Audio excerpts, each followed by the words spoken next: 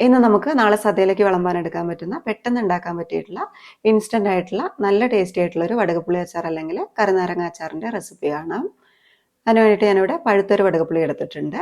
ഇതൊരു 475 ഗ്രാം ഉണ്ട് കേട്ടോ. വെള്ളത്തിൽ നന്നായിട്ട് കഴുകി എടുത്തിട്ടുണ്ട്. ഇനി ഇത് നല്ലോണം ഒന്ന് തുടച്ചെടുക്കുക, വെള്ളമൊക്കെ കളഞ്ഞെടുക്കുക. എന്നിട്ട് ഇതിൻ്റെ കട്ടിയുള്ള 2 ഭാഗം അങ്ങ് മുറിച്ച് കളയാം. ഞാനിപ്പോൾ തൊലി ചെത്തുന്നില്ല കേട്ടോ. തൊലി വേണ്ടാന്നുള്ളവർക്ക് വേണമെന്നുണ്ടെങ്കിൽ ആ മഞ്ഞ ഭാഗം മാത്രം ഒന്ന് ചെത്തിക്കളയാം, വെള്ള ഭാഗം ചെത്തിക്കളയരുത് കേട്ടോ.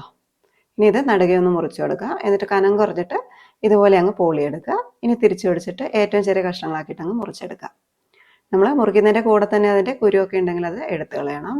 കുരു പെട്ടിട്ടുണ്ടെങ്കിൽ കയ്പായിരിക്കുമല്ലോ, അതുകൊണ്ട് കുരു എടുത്ത് കളയുക. എല്ലാ നാരങ്ങയും മുറിച്ചെടുത്തിട്ടുണ്ട്. ഇത് നമുക്കൊരു പാത്രത്തിലേക്ക് ഇട്ട് കൊടുക്കാം.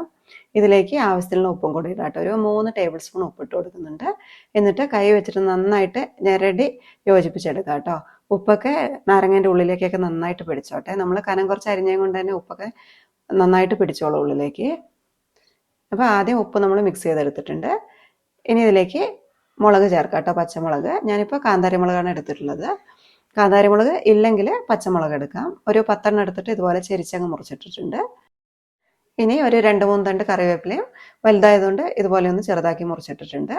പിന്നെ മുളക് പൊടിയാണ് ചേർക്കേണ്ടത്. നല്ല എരിവുള്ള മുളക് പൊടിയാണ്, അതൊരു 3 ടേബിൾ സ്പൂൺ ചേർക്കുന്നുണ്ട്. പിന്നെ കുറച്ച് കായപ്പൊടി ഉലുവാപ്പൊടിയും കൂടെ ചേർക്കണം. രണ്ടും ഓരോ ടീസ്പൂൺ വെച്ചിട്ട് ചേർക്കുന്നുണ്ട്. അവസാനമായിട്ട് 1 ടേബിൾ സ്പൂൺ വെളിച്ചെണ്ണയും കൂടെ ചേർത്തിട്ട് കൈ കൊണ്ട് നേരത്തെ നമ്മൾ ഉപ്പിട്ടിട്ട് തിരുമ്മിയെടുത്തല്ലോ, അതേപോലെ തന്നെ വീണ്ടും ഒന്നും കൂടി ഒന്ന് തിരുമ്മി യോജിപ്പിച്ചെടുക്കാം. ഇപ്പോൾ അച്ചാർ റെഡി ആയിട്ടുണ്ട്. പക്ഷെ ഇതിന് ചാറുണ്ടാവില്ല കേട്ടോ. അപ്പോൾ നമുക്ക് ചാറോട് കൂടിയിട്ടുള്ള അച്ചാർ വേണമെന്നുണ്ടെങ്കിൽ ഇതിലേക്ക് കുറച്ച് വെള്ളം കൂടി ഒഴിച്ചു കൊടുക്കാം. ഞാനൊരു 1 കപ്പ് തിളപ്പിച്ചാറിയ വെള്ളം ഒഴിച്ചു കൊടുക്കുന്നുണ്ട്. പച്ചവെള്ളം ഒഴിക്കരുത്, ചൂടുള്ള വെള്ളം ഒഴിക്കരുത്. തിളപ്പിച്ചിട്ട് തണുത്ത വെള്ളം മാത്രം ഒഴിച്ചു കൊടുക്കുക. എന്നിട്ട് നന്നായിട്ട് മിക്സ് ചെയ്തെടുക്കാം. വെള്ളം കൂടെ ഒഴിച്ചു കഴിഞ്ഞതിന് ശേഷം ഇതിന് ഉപ്പോ എരിവോ എന്തെങ്കിലും വേണമെന്ന് നോക്കുക. വേണമെന്നുണ്ടെങ്കിൽ ഇട്ട് കൊടുക്കുക. ഇപ്പോൾ പാകത്തിനുണ്ട് കേട്ടോ നമ്മൾ ഇട്ടിരിക്കുന്ന ഉപ്പും മുളകൊക്കെ. അപ്പോൾ വേണമെങ്കിൽ മാത്രം ചേർത്ത് കൊടുക്കുക.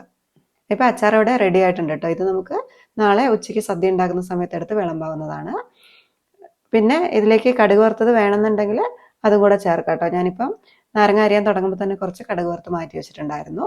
1 ടേബിൾ സ്പൂൺ വെളിച്ചെണ്ണയിലേക്ക് 1/2 ടീസ്പൂൺ കടുക് ഇട്ട് പൊട്ടിച്ചിട്ട് അതിലേക്ക് 1 തണ്ട് കറിവേപ്പിലയും 2 വറ്റൽമുളകും ഇട്ടിട്ടൊന്ന് ചൂടാക്കി എടുത്തതാണ്. അത് ഇതിലേക്ക് ഒഴിച്ചു കൊടുക്കാം. ഇതിപ്പോൾ തണുത്തിരിക്കുകയാണ്. എല്ലാം കൂടി ഒന്ന് മിക്സ് ചെയ്തെടുക്കാം.